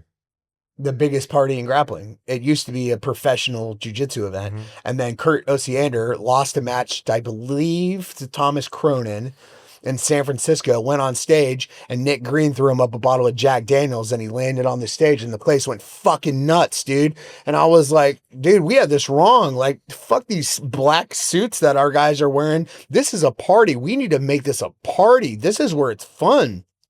There's a million shows out there that are super professional. Who's number one? That is a professional show. Fight Pass Invitational, that is a professional show. AIGA, that's a professional show. ADCC is a professional show. Just by the way, I didn't mention it enough with Mo. Just want to throw this in there because I did talk a lot of good stuff about Craig. I think that Mo Jassim is the most underappreciated person that's ever been involved in this sport. I know personally I'm not allowed, because I signed an NDA, of how much money he's paid out to people. It could buy you any car that you've ever thought about having in your life. Multiple of them is how much money he's given to this sport out of his own pocket. And I think it is a travesty that he's no longer in charge of it. Or, I mean, he stepped down from ADCC. And I think what he did and what we did together to build ADCC, to make it that massive event, I think he gets a lot of shit because he lives a lifestyle that a lot of us wish we had, with a beautiful Instagram model girlfriend and all the houses and all the money and all that kind of stuff. And he gets a lot of shit for it. And that dude, I worked side by side with him for 5 years on these events. Nobody knows jiu-jitsu better than Mo does, and nobody's given more to the sport than he has. Nobody. And I'm telling you, man, this guy, he's an incredible human being. That I needed to say that. I don't know who that is. Who is that? That's Tavares. Daniel Tavares had one of the best slams I've ever had on one of my shows at Fight to Win 40 against Matt Schellenschlager from Baltimore. What a name. Ricardo Almeida fought at Fight to Win 52 against Mike Alexander and beat him, I believe, with the Dar show. Christian Woodmansey, he's fought on about 10 of my shows. Lisa, one of my favorite photographers in the business. Shout out to Lisa. I believe she's in Texas now. I brought her on to be the head photographer for ADCC in 2022. But working with us, she realized that we're all psychopaths and it didn't work out that great. I know that guy's dad. This is Hunter. Yeah. And well, Johnny Tama, great dude, had some great matches on my show. And yeah, so I mean, like for me, man, it's like everybody's important to me. Everybody that fought on my show, everybody that bought a ticket. I remember everybody. I remember the majority of their matches. I had Christian, he fought Kyotera on my show. Like some of these people, it's like they've done some crazy shit. Mike Columbus, he worked for me forever, man. He's such a great human being and a great dude. what does Mike pose when he takes a picture? Mike throws the hip out. Camera. He's a little different now than he used to be. But yeah, I mean, it's kind of a funny thing because you asked me earlier about Troy and Missy and all that kind of stuff. And we've gone through quite a few different changes of Fight to Win with teams, with Team No Sleep for the first 100, and then the Carlitos, which is like my party crew. And now it's like Team No Fun because like all we do is work and it's all like grown ass men and women that are just like grinding. We don't really do shit anymore. But there's a lot of great people in jiu-jitsu, man. And I appreciate what you do. I know it's kind of you have a unique thing that you've done, but it's like, it was an honor for me to get contacted by you Oh, Seth, thank you. and I haven't done a podcast in like 5 years. There's a reason. Seth, I want to show everybody the amount of questions I had for Seth. I colored it, and that's why I was looking at my phone because Seth covered all of this stuff. He's a great guest. He's an amazing interviewer. I mean, he went through all of this. I'm left with the 20 plus Blitz questions, and Blitz. I'm gonna ask you a question. You gonna answer it. Rapid fire. Yeah, I'm good at this because I play Family Feud with my family all the time. Some of them are not gonna be that rapid because you might have to go into. No, I know we're going long. I can do this quick. Let's go for it. All right. Biggest headache when running an event? Every event, something goes wrong. Every single event. The reason I was late today was because we have about 100 things wrong with this venue. Seth just flew in, by the way, an hour before he got here. So there's not enough power at the venue. There's not a strong enough internet connection. I have to go up 3 flights of stairs. The person that's supposed to be operating the freight elevator decided that he was going to go to Boston this weekend, so they're not allowing us to use a freight elevator. The venue only has 12.9 foot ceilings, and I need 14 in order to get proper lighting. There's all kinds of things, but in the end, like, fuck it, right? You got to do it anyways. Like, you're going to do it, right? So it's like,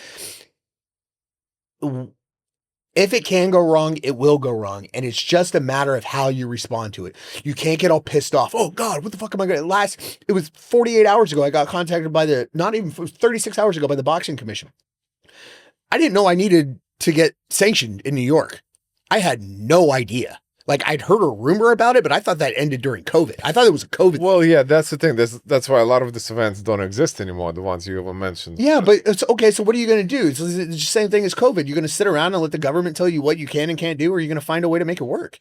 You say, fuck it. So I get a hold of them. I don't dodge it. I just call them. I'm like, all right, what do I need to do? Well, you need to do this, this, and this. All right, well, that's about 20 hours of my time. Well, guess what? I haven't slept in 3 days. Fuck it. Just get it done, right? But there's always something. And it's just, you just got to fucking roll with it and keep a clear head and just fucking move on to the next thing. Got it. Most memorable fight to win match ever. Most memorable fight to win match of all time. Oh man, that's really difficult. And again, what's memorable to you might not be what's, most memorable fight to win match. Or whatever it is. For me would be, oh man, this is a tough one. Take your time. I'm literally like going through all 150,000 matches that we've had in my head. He's got that Minority Report screen. I do. It's really weird, man, because I'm really stupid. Like, I'm really dumb. Like I'm dumb, bro. Like, I fucking say dumb shit all the time. I'm always saying stupid things, but I have a really, really weird memory like that. I would say that the greatest fight to win match, fuck, man, that's so hard. I have no idea. I'll have to come back to it. Yeah, perfect answer. Hardest part of working with jiu-jitsu athletes? Mm, I find them to be much easier to work with than MMA fighters. I think the excuses sometimes are a little bit ridiculous because I have always said this. I feel like you need to be 80% ready 100% of the time if you want to be a fighter, if you want to be an athlete. It's not something that you turn on and turn off, especially it's jujitsu. Like I say this all the time, like it's not a cage fight. You're literally doing this on Thursday. You can compete on Saturday. It's not that hard. Mm-hmm. The excuses of why people don't want to take certain matches, like some people, especially parents, are very particular sometimes. And it gets a little bit frustrating and annoying. And every show you match say I match 50 fights, 20 people are going to pull out, but I don't really get frustrated. I just ask the next person. But I'm lucky. A lot of promoters don't have that blessing that I do, where I have 200 people every week that want to compete for me. And so I have a massive roster where I can be like, okay, like, there's a young lady competing on my show that has, I'm not going to give it away who it is because I know that she's dealing with a neck issue, and she was thinking about pulling out, and she's like, well, I want to wait till the last minute, but I don't want to screw over the show, and I don't want to do that. And I'm just like, dude, like, don't worry about it. Like, if you have to pull out, I'll just fight someone else, or I'll go fight her myself. I don't give a shit, because my staff, dude, they don't have a choice. They have to fight. They don't even get offered. It's like, hey, you're fighting 4 matches this weekend. They're like, cool. They don't care.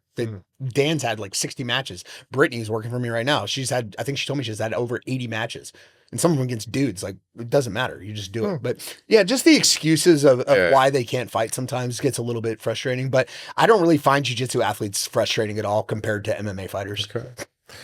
Dream venue for your next or future event? Dream venue? Yeah. Oh, man. Could be a location or... I would love, the Coliseum in Rome would be amazing. The Coliseum in Rome, the outdoor stadium in Tel Aviv. I've done one show in Canada, but I've always wanted to do stuff in other countries, and I haven't really been able to pull it off, especially now because I'm broke. But I'm hoping someday I could do something in a different country. Yeah, something international would be great. But in America, fuck, man, the Sphere. I mean, it's the fucking greatest venue in the world. Biggest misconception people have about running Fight to Win? I think the biggest misconception is probably about me as a person and how I am. Because I do come off pretty brash a lot of times. I have in the past. Being a fake tough guy and threatening to kill Craig and all the dumb shit I've done. And honestly, dude, I'm just like a tired old dude with a bunch of kids and cats that just like wants to put on shows and have a good time. I think a lot of people also think that I'm a drug addict, and that all of us we used to be, but we're not anymore. And that we're all greedy, and that I think a lot of people look at an event and they go in there, right? And they're like, oh man, there's 400 people here. I paid $50 a ticket. They just made 20 grand. Like people costing other people's money. The venue cost $14,000. We got $6,000 in travel. Then you have your employees. So it's like, no, actually we lost $8,000. So I think that's probably the biggest misconception about people looking from the outside in, is how much events cost. Like an 80cc open, those events cost like around 80 grand to run because of how much they pay the staff, how much staff is there, renting those massive venues. But people look at IBJJF. Well, they make a lot of money, but they're like, fucking 1,000 people, 125. They made 125 grand. It's not real, Let's go next. Gi or no gi? I don't care. It's all the same. Grappling is grappling. Are you going to ask me about the ecological thing? No. You should. But the gi or no gi, to me, grappling's grappling, wrestling, judo, jiu-jitsu. It's all the exact same thing. I personally prefer to do gi because I'm old and I'm slow, and I don't like, I have a really hard time because I have bad hips of retaining my guard in no gi. Like, it's really fucking hard for me to retain my guard. But in gi, Tom DeBlast taught me, it's much easier to wrap both your legs around one leg than an entire body. And it's just easier in the gi to lock down a leg or play deep half or half guard. You might like this one. If you look back at your failure that eventually led to success, what would they be? I failed at so many things in my life. I failed at marriages. I failed at I failed at being failed at being a son. I failed at being a brother. I failed at everything, I mean, pretty much if you look at your entire life, whatever you're doing now, if you're doing good, probably because you failed at everything else on your way there. So they're all learning experiences. There's a lot of stuff I regret. I have a ton of regrets. Like it haunts me at night. Like I have to take edibles to sleep because if I don't, my mind goes crazy. And all I think about is every person I've ever hurt, every girl I've ever hurt, every fucking, every mistake I made, every chance I didn't take, not getting the Shark Tank deal, all that stuff. But it's all just growing pains. It's all just growing and getting to the next chapter of your life and all that. But I think the greatest failure for me was 24-hour fitness, because it forced me to have to grind and create this business because I had nothing else to do because I refused to go back and work in another gym. But that was a pretty big failure for me, I would say. Best trash talker in jiu-jitsu. Best trash talker? Yeah. I personally am not a fan of trash talk. I get it. People like that shit. It sells, whatever. I don't like doing fighter interviews. I don't like trash talk. I don't like fucking announcers. I don't like any of that shit other than just people fighting, But if I was gonna say the best trash talker in jiu-jitsu, it's Craig Jones. And it's not even close. Trust me, for someone that got canceled hard because of Craig, I mean, it's my fault, but he's the GOAT of trash talking because he does it so smooth. And Gordon's pretty good at it too, but Gordon, it's not funny. You know what I mean? Like Gordon's like, I'm the greatest, which he is. Marigali, one of the greatest. But it's egocentric and it's driven and it's not really funny. I do love those guys though, just to be clear. Just saying. Because of the question you asked me. But yeah, Craig. It's not even close. Got it. Toughest competitor you've seen live, competed to your event. Toughest? It could be that 72 years old guy. No. I've seen everybody go through the ringer, Wagner Rocha is a tough son of a bitch. I put him against some monsters, JT Torres, Yuri Simios, Tanquino, and he was like, when I was training a lot, that was my dream match, was to fight Wagner. Oh God, yeah. Not now. Not never, to be honest with you. But it's like fighting your older brother. I think I'm older than him, but you know what I mean? Where it's just like, you just want to get into it and scrap with him just to see if you can, just cause you can do whatever you want. He doesn't give a fuck. You punch him in the face, he'll punch you right back, but he's a tough son of a bitch. Roberto Jimenez is a tough son of a bitch. I mean, there's so many, man. Talita Alencar is a monster. There's so many high level people that just grind and push through it, But I mean, I would also throw my guy Dan Dykman, that works for me, has the most wins in fight to win history at 46. Says yes to everybody. Doesn't matter the weight, doesn't matter the skill, doesn't matter if he trained all day, doesn't matter if he's high as fuck. He's gonna go out there and he's gonna fight. That's a tough son of a bitch right there. One rule you change in jiu-jitsu. It kind of depends on the organization. I think that the weight of the gi is stupid as shit. I don't understand why that matters when people are weighing in. I mean, it doesn't affect me. My organization, we don't have any rules. I mean, basically there's only one rule, is that you can't heel hook in the gi. That's the only rule at Fight to Win. So I would just say having less rules would be the best rule, like taking away limitations. One of the things I think that the reason jiu-jitsu has progressed so much faster than judo, because I grew up as a judo kid, was that judo is constantly dealing with bureaucracy and constantly limiting the amount of techniques you can do. Whereas in jiu-jitsu, it's unlimited. It never stops growing. The techniques never stop.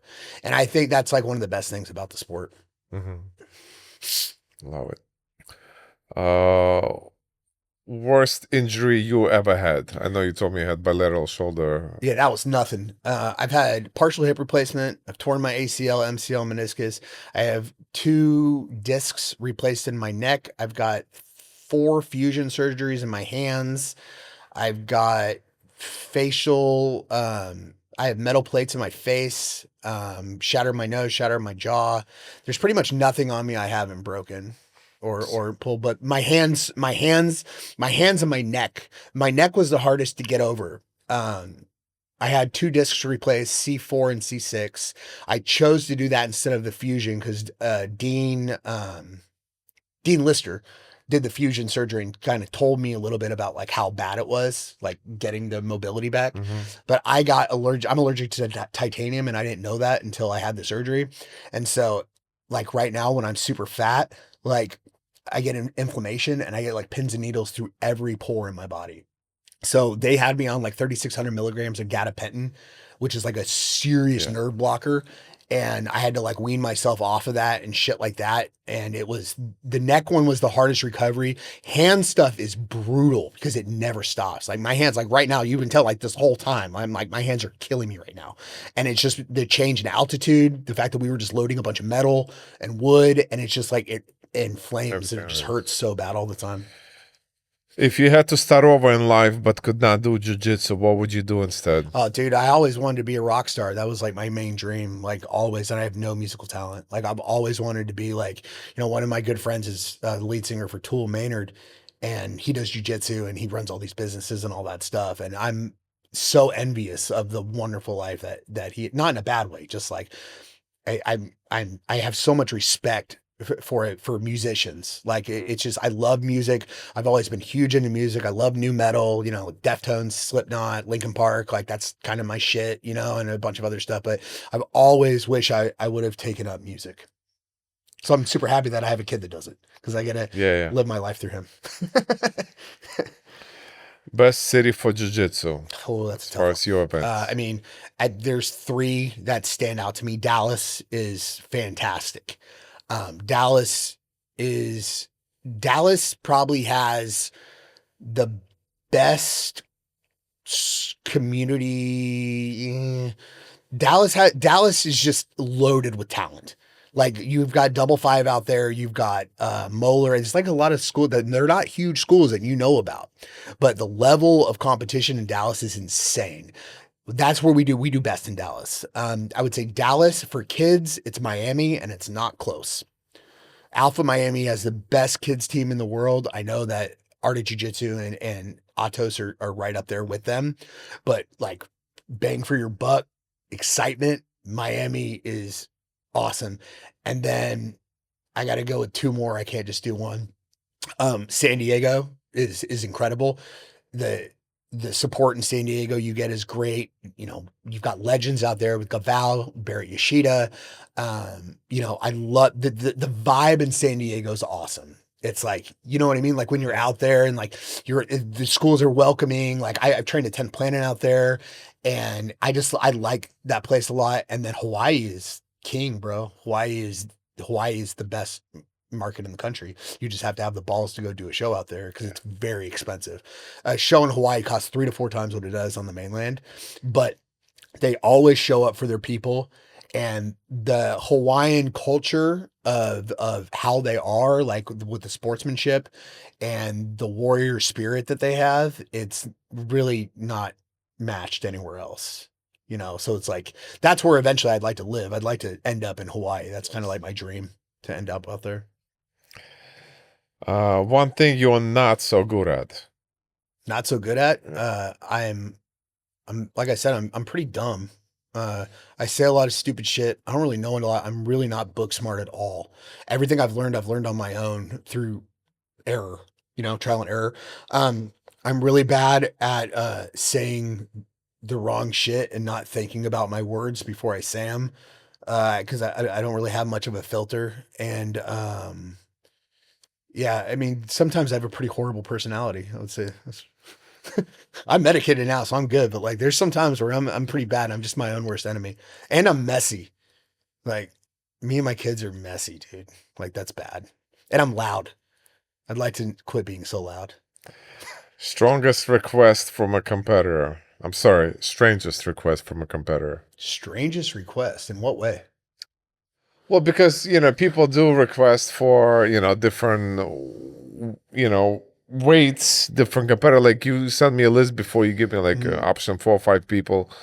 Like, what do you think people usually ask you? Like, oh, change this up for me, or don't get really that weird of request with match. It's usually just like, oh, like I want someone within this age group, this weight, or I train with that guy, or blah blah blah. I mean, it's really not that strange of a request. I have had some strange requests from trans people to compete on the show, and I've had some strange requests from women wanting to fight ex-boyfriends on the show. interesting. That I was totally into.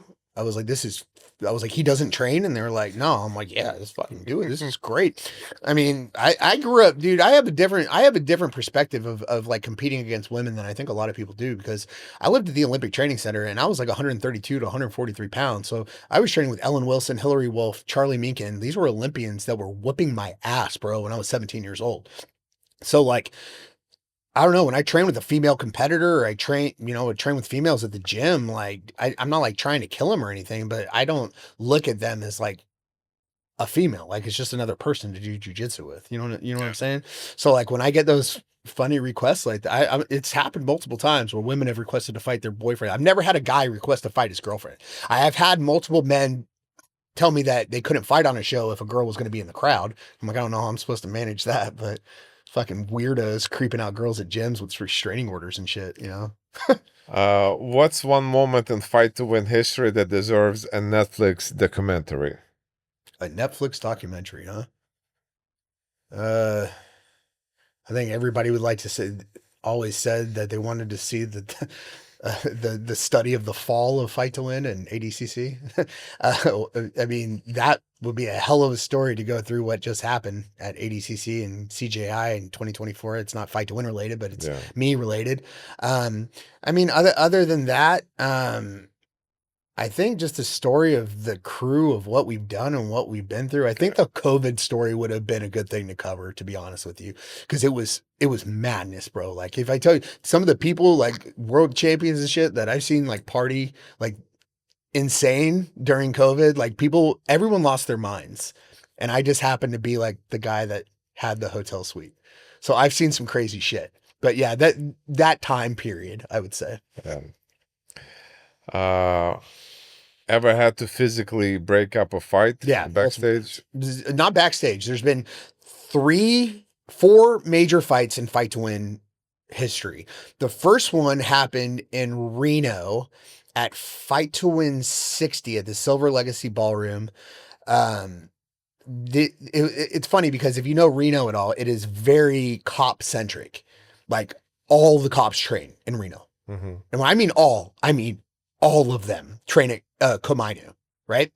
So you're talking hundreds of police officers, and some drunk dude started a fight at the show with a cop. And literally within 2 minutes, he was handcuffed in the back of a cruiser outside. So that wasn't really anything I had to stop. Second one was Nate Diaz at Fight to Win 97. Nate was cornering this blue belt girl. Her name escapes me right now, from NDA, and he was coaching her, and this jackass was right behind, and he was just flicking water at Nate, like trying to get his attention. Right. And do you know Nate? Have you met him? No. Literally the nicest person if you're on his good side. Right. But he has a very, very defined breaking point, and it's don't fuck with him. Like take a picture. He will take a picture with anybody. He's that guy. He will come up. He'll coach a kid, take a picture, drink a beer with you. Like he's the nicest guy. Right. But this dude kept flicking water at him during the match while he was, or alcohol. I don't even know what it was. And he kept looking back and looking back and looking back. And I was like, what is Nate doing? Why does he keep looking at me? Like, what is this fucking deal? It's the middle of the match. The middle of the match is coach. As soon as the match comes over, walks over to the table, beat the shit out of the guy, punched him in the face like fucking 10 times, made the dude's face look like soup. Right. And I come up to him and I'm like, Nate, like, you gotta get the fuck out of here, dude. You're gonna get arrested. He's like, all right, but I'm leaving because I want to, not because you're kicking me out. You can't tell anyone you kick me out. I'm like, I'm not kicking you out. Just go to the bar. Just go away. And so the guy is like, hey, what the fuck, man? Like, Nate Diaz just beat me up. I was like, you assaulted him, man. Like, he was just defending himself. So the cops came and arrested that guy. I also had a situation where Kat Zingano, really good friend of mine, headbutted a chick at my show, and I got that girl arrested. And then we had a beer bottle got broken in San Diego. I don't know the entire story, but I know it had something to do with this fighter that fights in the UFC or Bellator named Jay, I want to say. Really good guy. I don't know what happened. It was like the Arena and Alliance, and they got in this massive brawl. And it was right after I had my neck surgery. So I was like super stiff. And so I like ran out to break it up. And I fucking had like this orange mallet because I was hurt, dude. I like literally was like this. I just gotten my neck brace off like 2 days before. So I run out there to break it up because me and my staff, like, we will jump in. We don't give a fuck, dude. Like, there's a fight, like, we're gonna have to stop it to make the show keeps going on. Plus, also, like, you get to, like, you know, it's fun. You get to beat people up, and you don't get in trouble. So we go out there and we're like separating all of it, and I don't remember if I pushed Chris Lieben or if I pushed one of his students, but I got cracked from the side, and I don't remember much after that. So that was a rough one for me. That was the only time. That was not the only time I got beat up. The worst fight we ever had was in Miami. And this was, at the time, there was a massive problem between Alpha Miami Grappling and Fight Sports and Wagner Rocha. And I don't remember exactly what happened, but shit was being talked during the match of Achilles Rocha and Corbin or Michael Sains. And I don't remember exactly what I said, but I think the coach from Alpha Miami was talking shit about Achilles or something. And Wagner Rocha walked over the stage and just started beating the shit out of the dude, right? Just started punching him. It turns into this massive brawl. I'm talking room earthquake shaking brawl. I'm in the DJ booth with Jaime, my video guy, and we're literally like, what the fuck is going on? I go back and just everyone from Fight Sports and everybody's fighting. And I go and I grab Carlos Sainz, the dad, and I like cover him up. And this big dude from Miami, from one of the Fight Sports gyms, Leo, tries to punch him and he punches me right in the fucking face, dude. Fucking cracked my orbital bone. It hurt so bad. And then that was the last fight. That was the last fight that we had. But it's funny now because like everybody gets along. But sometimes you have to get in a fight in order to get along in the future. You know, it's like even like the things with like me and Craig now. Like we're not friends, but like we can communicate with each other about stuff. Like sometimes you just have to fucking fight someone to be cool with them. Yeah. It's just how it is.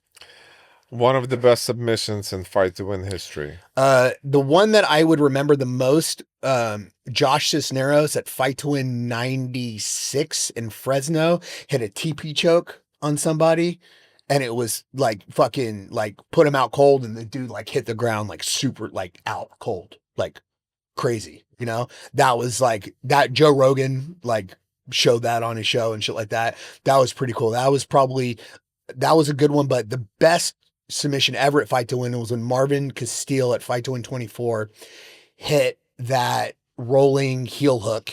And that was, I think that was one of the first submissions that ever went viral, if you will. I remember it had 1 million views within the first hour. And when we woke up, it was 16 million views. And that was on Facebook. So it was like, that. It was just perfect timing, perfect moment, boom. You know, it was that, you know. All right, last question. And I kind of switched it up a little bit. I asked this question from everybody. If you are stuck on a deserted island with a grappler and planning to escape, who do you choose?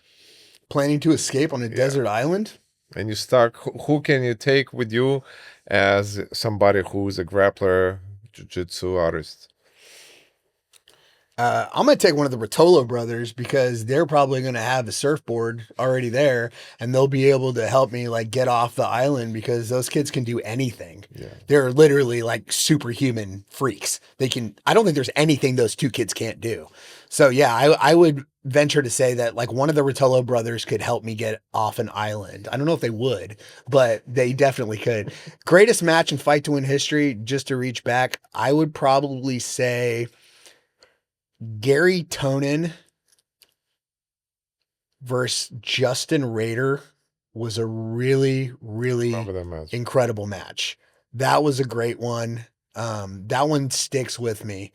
But I mean, also you look at like the first match ever, you know, I look back at that, you know, I believe, God, I'm going to be, if I'm wrong, I'm going to feel bad, but I believe it was Emil Tapper against Cameron Malott, I believe was the first match ever in Fight to Win history. And that was kind of like when I knew like we were onto something big, you know, like just from the first match, from the walkouts, I was like, all right, this is cool, you know. But it also could have been Richard Carrier versus Trevin Lowry. It was one of those two. It was one of those two kids matches Yes. that was first, and that was important to me. That was a big one. Seth, as I'm wrapping this up again, I want to give you a big thank you for traveling from where you are straight off the plane. You went to the venue. You texted me that you're running 15 minutes late. That shows me a true character of you. Oh, thank you. You're a stand-up guy. You're responsible. You're very transparent, honest with me and all of us. You're very positive as you are, because I know you're outside of what, as you mentioned, people might think or say about you. I think I just got on my meds right now, bro. Like I'm solid right now, but if you catch me off of them, it's pretty bad. So man, well, I've seen you at different moments, you know. There's one other person I would like to give a shout out Yeah, to, please. if you don't mind. So I'm sure you've worked with him a lot, but Tom DeBlas has always been a very good mentor for me. And if it wasn't for Tom, I don't think I would have expanded my company to the East Coast at all, because my first 29 shows, I never went to the right of, or I never went above Tampa. Tampa, Nashville, that was like as far as I ever went. And he really talked me into like going to the East Coast and doing these shows out here and seeing the community out here. And I think I'm one of the huge blessings that I've been able to do is I've been able to go to every single major market in the country and meet people like you and see the different gyms and the different lifestyles and how it's different everywhere you go. You know, one of the craziest things is when you look back at, I look back at shows, when I go to a certain market, I know what kind of submissions are going to hit. That's weird, right? You go to Orlando, you're going to get a lot of arm bars, right? You're in Dallas, you're going to get a lot of chokes. You're in Austin, you're going to get a lot of heel hooks. It's like every market. What do you got in New York? Well, we've only done one show in New York, and that show was predominantly a lot of guys from Marcelo Garcia and a lot of guys from Unity and a lot of guys from Henzo, and they were all hunting legs. So this weekend, we do have some from Essential and Unity and all that kind of stuff, but I don't really know what to expect. I'm expecting, I'm happy that there's a good number of gi matches on the show.